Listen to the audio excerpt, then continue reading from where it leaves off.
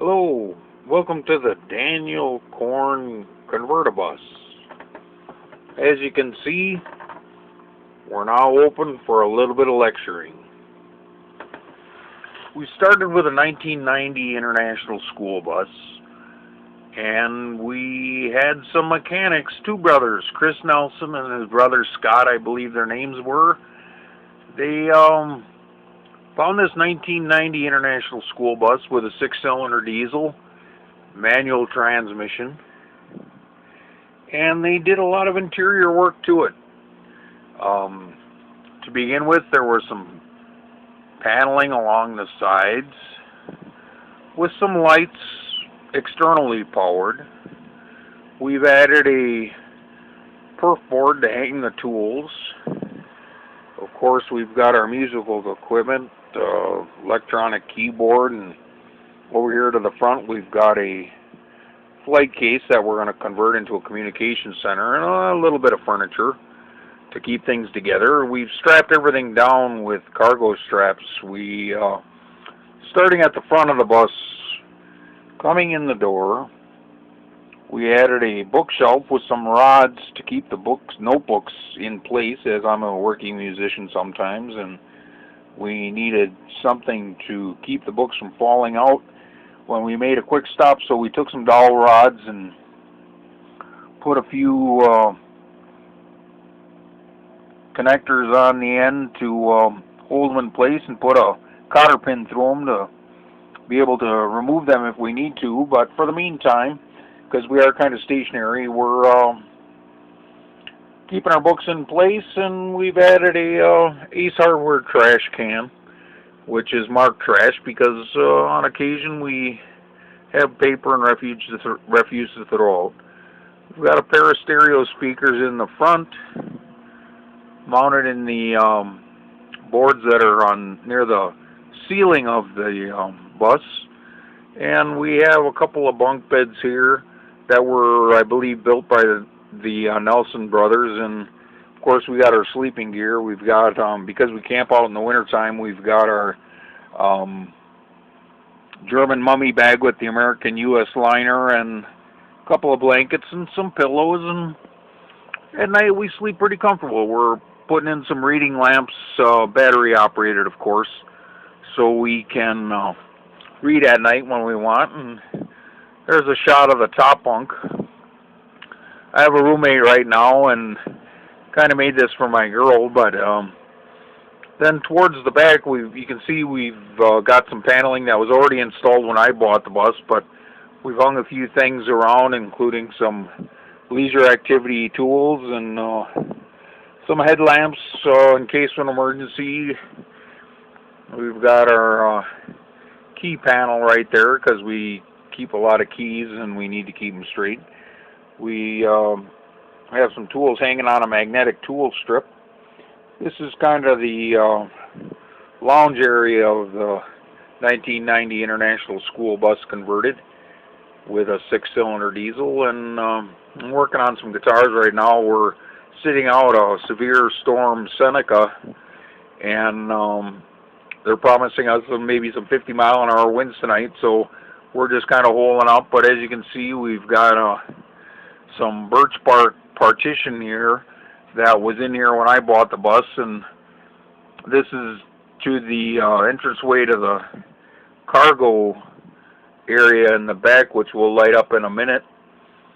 Here we've got the vent for a propane furnace, and of course on the tool bench we've got our light switch for the lights and external power. We added a kind of a workbench in the kitchen area, which is kind of cluttered right now with a lot of tools and so forth, but a nice place to work.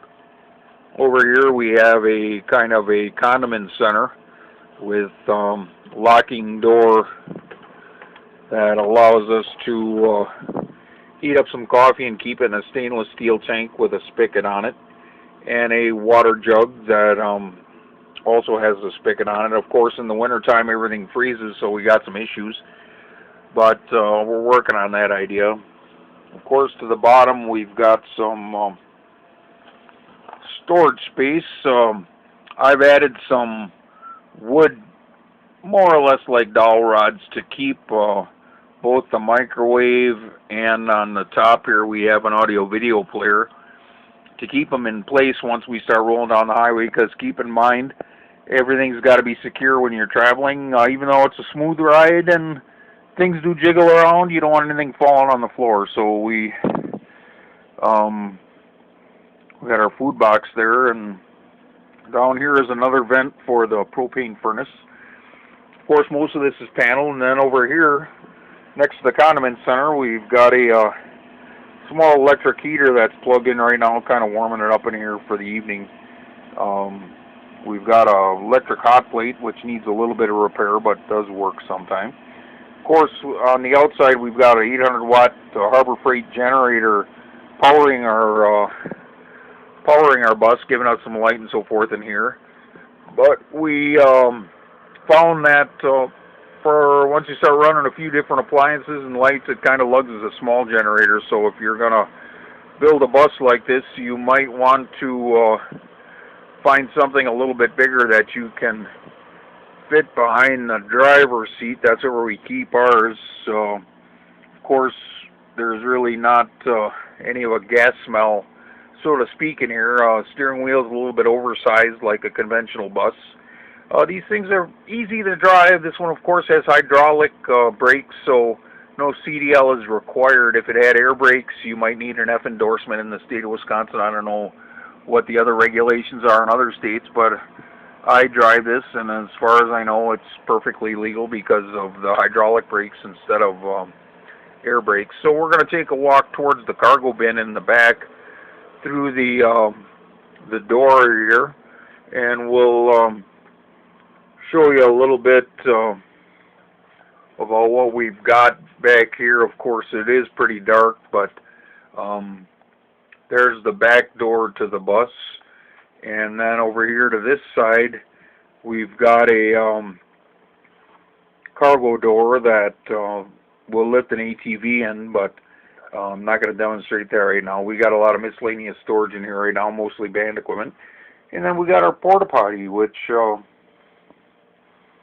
we have to use, and of course in the wintertime they do freeze up, so you want to keep a location where you can thaw it out for a couple days. Once in a while we have to use big fruit jugs to go in. Of course, we keep the number 2 to a minimum, but the number 1, well, the urine in the morning, I use a men's urinal, and we just dump it into the porta potty in the morning. I don't get out of bed. Back here we have a propane tank which powers the propane furnace, and the valve and everything seems to work good. Of course, we bought this used, but it's very comfortable heat when the truck is running, and it works well. It heats it up like a home in here. So looking towards the front of the bus, you can see we got a lot of stuff in here, but it's home for the time being, and hopefully we're gonna head out on the trail when the weather gets warmer, play a few gigs, and we're still gathering our instruments. We got some hanging on the walls here, which we used conventional like coat hooks to in the case. We put the instruments to keep them protected and keep the moisture off them, because you do get a lot of condensation sometimes, especially in the sub-zero temperatures. We had a frost liner on the inside here, and come warmer weather like today, you got some drips once in a while, but nothing too hazardous. And so this is Dan Korn, Publish America author, saying it's not such a bad life after all.